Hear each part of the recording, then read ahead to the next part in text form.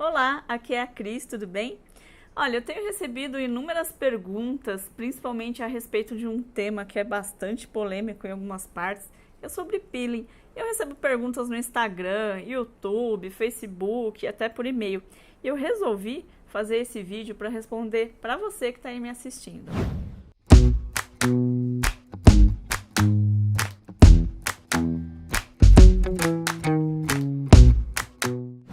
Primeira pergunta: por que, Cris, às vezes ocorre intercorrência após peeling? Bom, eu não posso elencar aqui apenas um motivo, são vários. Primeira coisa, é muito importante que a profissional esteticista ela estude cosmetologia, que é o carro-chefe da nossa profissão. Então eu sempre digo o seguinte: cosmetologia e fisiologia vão te dar a base para o teu sucesso e para o resultado com as suas clientes. E dessa forma você também não precisa ficar indo atrás de protocolos prontos dessas empresas cosméticas. Nada contra as empresas, mas você consegue de repente usar o mesmo produto para tratamentos diferentes. Então vamos lá. Além disso, de repente a pessoa não estudou muito a fundo cosmetologia, o que é necessário? Saber o pH de um ácido.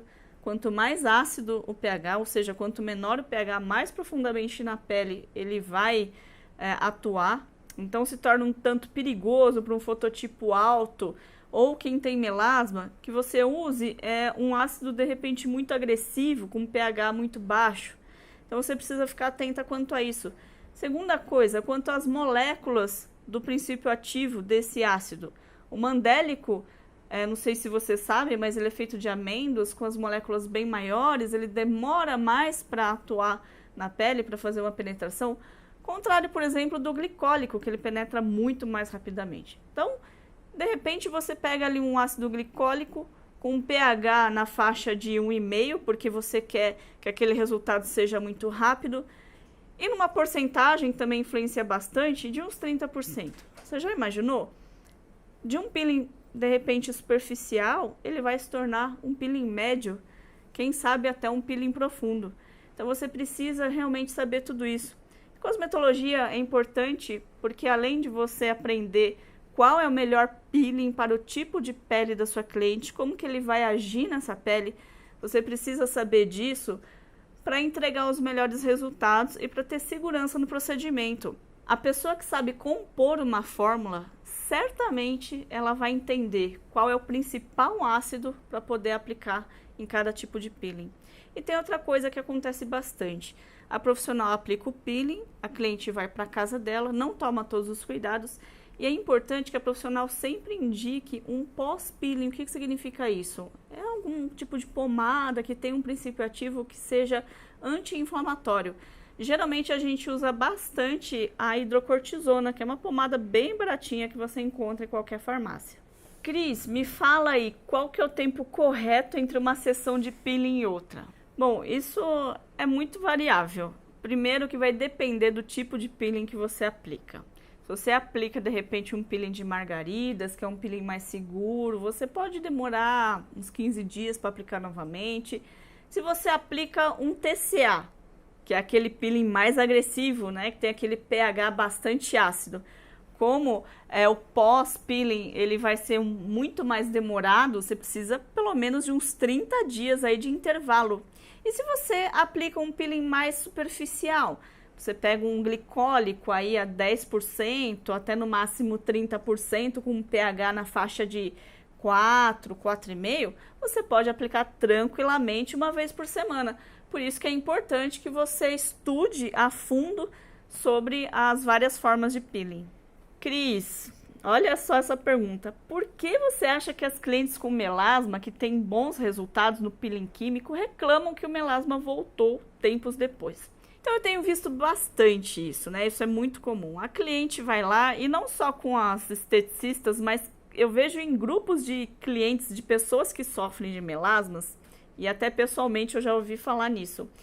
A cliente reclama porque ela fala assim: olha, eu fiz tantas sessões de peeling, minha pele clareou bastante, eu adorei o resultado. Mas 6 meses ou 8 meses depois, a mancha voltou com tudo. Por que será que isso aconteceu? Porque é preciso embutir na cabeça dessa cliente que sofre com melasma, que melasma infelizmente não tem cura, porém tem controle. O que ela tem que fazer para controlar? aplicar um despigmentante na casa dela todas as noites, não tem jeito.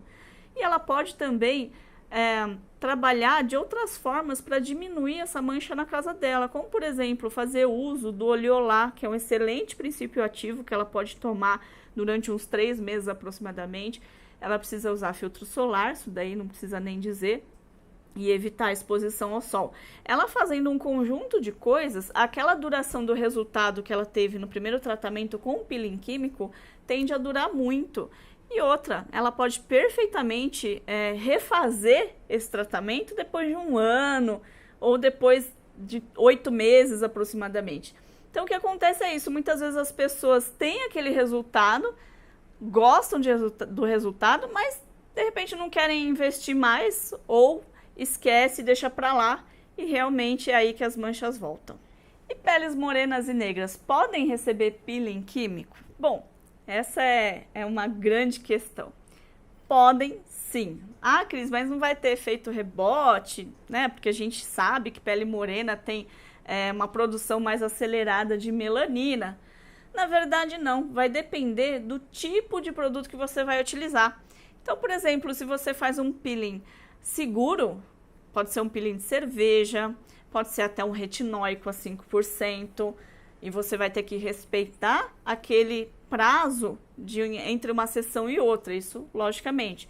Se você usa um peeling mandélico, por exemplo, também pode. Ah, mas esses peelings, de repente, eu não vou ter um resultado muito efetivo, porque eles não são tão agressivos.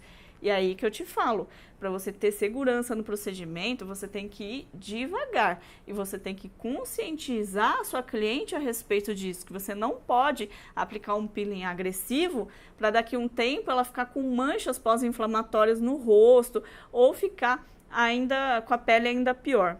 E outra coisa, você precisa saber no ato da avaliação e da sua anamnese se de repente essa sua cliente está usando hidroquinona, porque o fato é que a hidroquinona ela é bastante tóxica. Eu não sei como, ela não foi proibida aqui no Brasil, porque na Europa ela já foi proibida, e ela pode apresentar uma hipopigmentação da pele. E ainda junta com o peeling que você está aplicando, e esse processo todo pode resultar em algo que ela não queira ou em alguma intercorrência.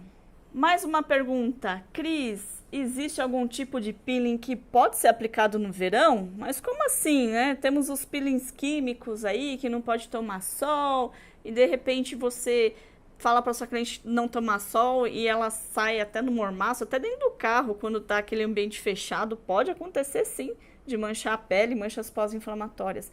Mas existem sim, são os peelings mais naturais, mais orgânicos, que a gente chama de peelings enzimáticos. Você consegue encontrar em algumas empresas de dermocosméticos tranquilamente, eles não são fotossensíveis, pode aplicar sem problema algum.